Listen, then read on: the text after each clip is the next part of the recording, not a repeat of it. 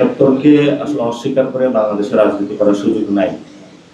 একাত্তর আমাদের ভিত্তিমূল, আমরা 24-এ সেটা রিক্লেম করেছি এবং এই ভিত্তিমূল আমাদের থাকতে হবে।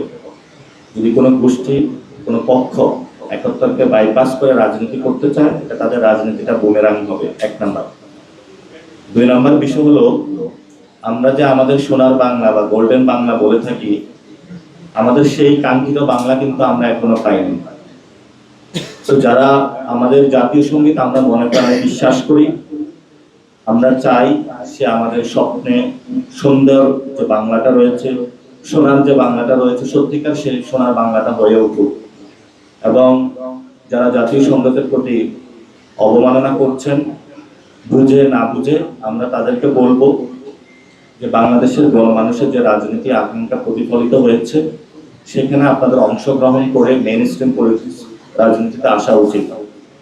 আমাদের জাতীয় নাগরিক পার্টির পক্ষ থেকে আমরা এই ধরনের যে কার্যকলাপ সেগুলোর বিরোধিতা করছি এবং বাংলাদেশের মানুষের যে হৃদয় স্পন্দনের যে জায়গাগুলো, আকাঙ্ক্ষার জায়গাগুলো, সেখানে আঘাত না দেওয়ার জন্য অনুরোধ জানাচ্ছি ভবিষ্যৎ বাংলাদেশে।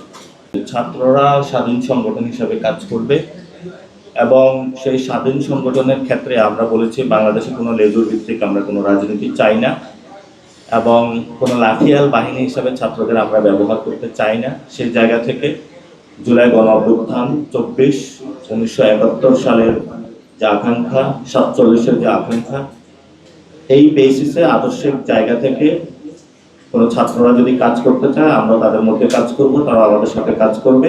আমরা সবচেয়ে প্রায়োরিটি বেসিসে রেখেছি আমাদের শ্রমিক সংগঠন, নারী সংগঠন এবং যুব সংগঠন, আমাদের স্বেচ্ছাসেবক সংগঠন এবং বিদেশে পুরো বাংলাদেশকে কানেক্ট করার জন্য।